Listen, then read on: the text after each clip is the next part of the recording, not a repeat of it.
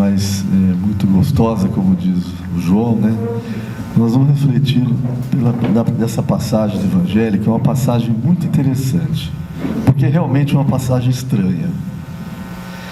Então, antes de começarmos a falar sobre essa passagem, eu gostaria que fizéssemos uma pequena oração, que é uma preparação para o passe que vamos receber na sequência. Então, vamos agradecer aos nossos mentores, aos nossos anjos da guarda, por estarmos aqui, por termos a oportunidade de refletir e de pensar um pouco sobre suas palavras, sobre o seu Evangelho. E assim, vamos pedir que possamos sair daqui melhores do que chegamos, possamos nos elevar e levar essa luz, essa paz a todos os nossos familiares e as pessoas com quem tenhamos contato. Que assim seja. Bom, essa passagem do Evangelho é uma passagem bem curiosa. Eu vou ler rapidamente para que nós possamos entender o que se passa e o que realmente Jesus quis dizer nessa passagem. Então é um pedacinho de Mateus e de Lucas. Mateus diz o seguinte, nessa passagem: Jesus dizendo aos judeus: não julgueis que vim trazer a paz à terra. Não vim trazer paz, mas a espada. Porque vim separar o homem contra o seu pai, e a filha contra a sua mãe, e a nora contra a sua sogra, e os inimigos do homem serão os seus mesmos domésticos. E por Lucas: vós cuidais que eu vim trazer a paz à terra? Não, vos digo eu, mas a separação. Porque de hoje em diante haverá numa mesma casa 5 pessoas divididas, 3 contra 2 e 2 contra 3. Estarão divididas o pai contra o filho contra o seu pai, a mãe contra a filha contra a mãe, a sogra contra a nora e a nora contra a sogra. Quanta briga, né? Quanta discórdia. Acontece que quando nós lemos essa passagem, nos parece estranho realmente, por isso o nome é moral estranha. Como que Jesus, que é a personificação da bondade, do amor, da caridade, poderia dizer que ele ia trazer o conflito dentro de casa, dentro da casa de cada um de nós? Como pensar que o Filho unigênito de Deus, né, eu acho que todo mundo já ouviu essa expressão, Filho unigênito de Deus. O que significa unigênito? Unigênito é filho único, em perfeita e plena comunhão com Deus. No planeta Terra, até hoje, só Jesus pode ser considerado filho unigênito de Deus. Só Ele tinha a plena comunhão com Deus. Um dia nós vamos chegar lá, mas ainda nós estamos galgando subir esses degraus. Então, como esse Filho unigênito de Deus poderia dizer aos judeus: olha, eu não vim trazer a paz, eu vim trazer a espada. Primeiro, sabia que os judeus esperavam um Messias que unisse historicamente o povo judeu para tirá-los do jugo romano. Então, aliás, quem assistiu a série Chosen, é uma série muito bacana que fala sobre a vida de Jesus. Se eu não me engano, ela está na Netflix, já está na Netflix, e vale muito a pena, porque eles humanizam como de fato era Jesus, mas mostrando as suas passagens, mostrando o seu dia a dia. É muito bacana, recomendo muito, uma série que vale a pena. E mostra isto, que os fariseus, os doutores da lei, num primeiro momento, eles queriam que Jesus fosse o Messias. Mas eles queriam que Jesus fosse o Messias para unir o povo judeu contra os romanos. E ao contrário, vem Jesus e diz o seguinte: os conflitos serão internos. Eu não vou unir vocês contra os romanos, porque os conflitos vão se dar dentro da casa de cada um de vocês. Porque ele sabia, como filho unigênito de Deus, ele sabia que toda ideia nova traz reações. Agora imaginem a gente, né? Nós judeus ali, seguindo as leis de Talião, olho por dente, né? Olho por olho, dente por dente, e vem um cidadão e fala: perdoai vossos inimigos, amai vossos inimigos, que fala em viver de novo. Então todas essas ideias que nós temos, né? Ajude um samaritano. Imagina, a maior ofensa para um judeu era ajudar um samaritano. Então todas essas ideias novas trouxeram conflitos dentro das famílias e depois daqueles que passaram a seguir Jesus. Até hoje, nós vivemos isso.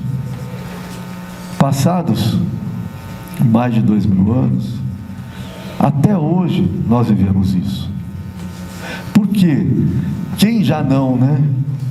Quem já não teve um problema em casa, ou até com alguém da família, por ser espírita, ou as perseguições que temos nos cristãos hoje em dia, ainda existem países onde há perseguição de cristãos. Por quê? Porque são ideias que têm que se amadurecendo com o tempo, e Jesus sabia que esse conflito seria inevitável. Então ele já deu um alerta para os seus discípulos e para os judeus, dizendo: olha, os conflitos ocorrerão, mas nós vamos ter que ser firmes e fortes na prática dos seus ensinamentos. Por quê? Porque se querem que meu ensinamento flua como a água, né? Talvez ele não tivesse que vir ao planeta Terra, que nós estamos ainda no mundo de expiação e provas. Então, ele sabia que seria um processo, que nós estamos ainda dentro desse processo, e que não seria fácil. E como ele sabia que não seria fácil, o que ele resolveu fazer? Depois de 1800 anos do seu nascimento, ele trouxe a doutrina espírita como o cristianismo redivivo. Ou seja, para nos relembrar de tudo aquilo que ele havia dito, de tudo aquilo que ele havia falado. Relembrar a humanidade como um todo. Por quê?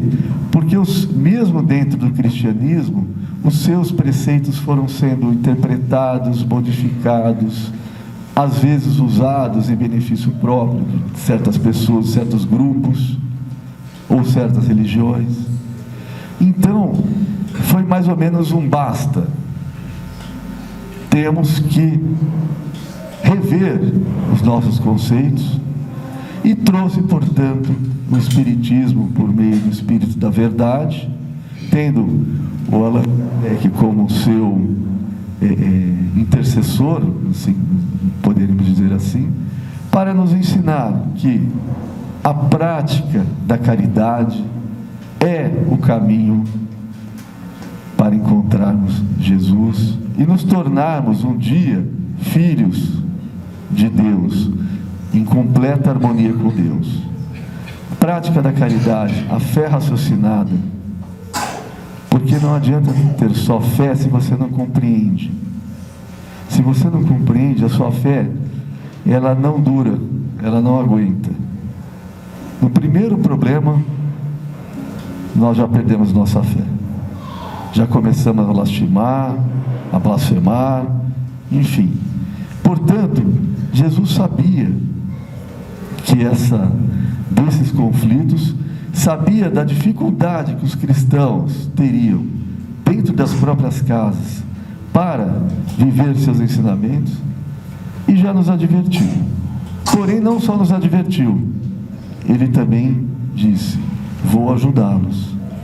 E Deus mandou, portanto, o Espírito da Verdade com o Espiritismo para nos ajudar a sermos mais fortes, mais firmes dentro da doutrina cristã.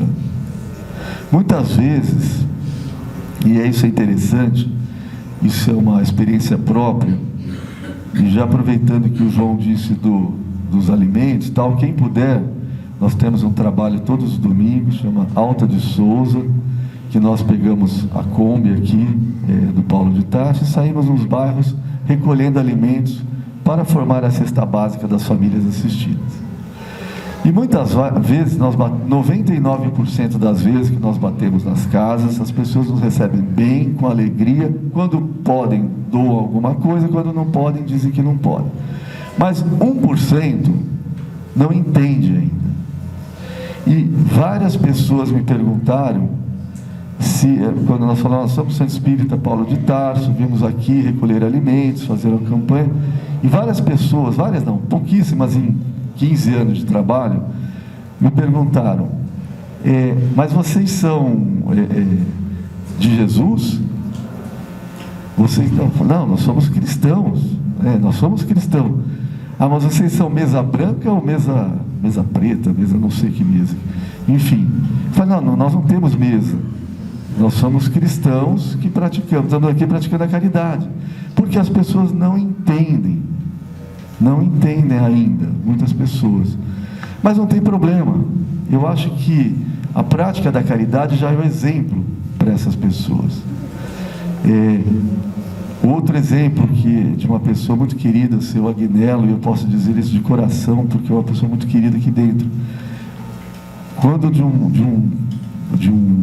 uma feira que participávamos na festa da uva, uma pessoa encontrou o seu Agnello e lhe disse, nossa, o senhor é espírita? Ah, sou espírita, porque o senhor é uma pessoa tão boa, o senhor é uma pessoa tão bacana, eu não sabia que o senhor era espírita. Mas que bom que ele foi conhecido como uma pessoa boa e bacana e que pratica o bem. Então são esses exemplos, são com esses exemplos, com essa vivência que nós rompemos essas barreiras, esses conflitos, às vezes dentro de casa. Muitas vezes dentro de casa, a própria família, a própria mãe, o próprio pai diz, nossa, mas nós somos católicos desde que você nasceu e você vira espírita, essa coisa de falar com espíritos, não é assim, é a prática do bem, da caridade, mas muitas pessoas não entendem até hoje, nós sabemos disso.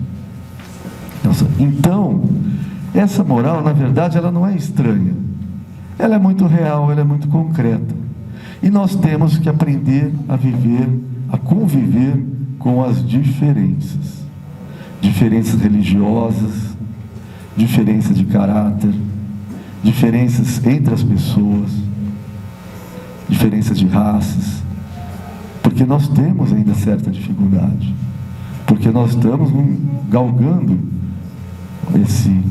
esses degraus ainda, estamos subindo passo a passo cada degrau. Portanto, saber lidar com as diferenças é uma forma de evitar esses conflitos. Todos esses ditos aí por Jesus nessas duas passagens do Evangelho. Eu trouxe aqui um pedacinho falando sobre diferenças que eu achei muito interessante desse Fonte Viva do Emmanuel por Chico Xavier, que mostra que existe um ponto em comum entre a gente, mesmo dentro do Espiritismo. E olha que interessante, nas variadas escolas do cristianismo em geral, vemos milhares de pessoas que de alguma sorte se ligam a Deus. Existem corações que se desfazem nos louvores ao grande médico, mas não passam de afirmativas espetaculares.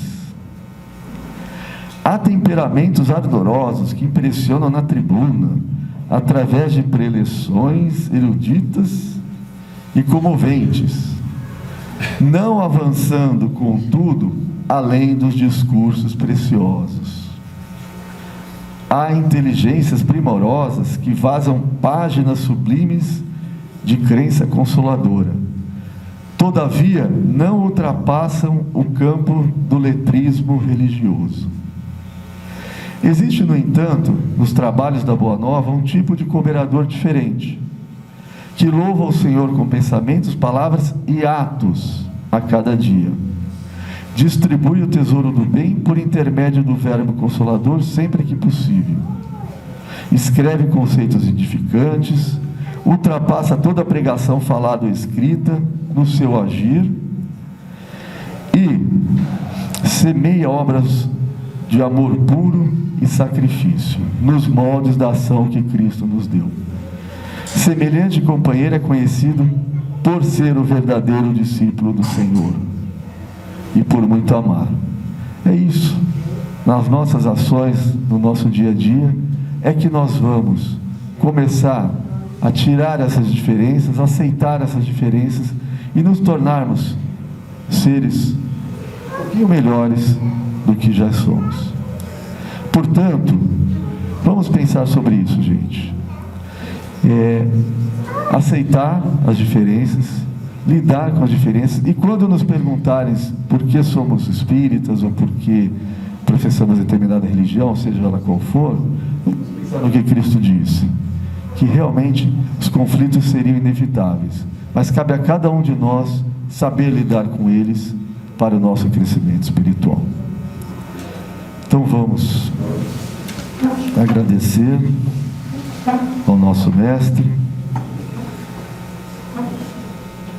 por mais essa oportunidade que nos deu de refletir brevemente sobre o seu Evangelho, mas de forma profunda, de modo que possamos ser exemplos da prática da caridade, do cristianismo e do amor. Nunca foi fácil, mas o que é fácil nesse mundo?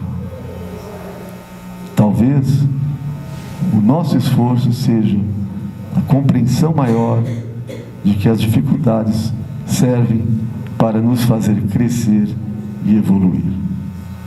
Que assim seja.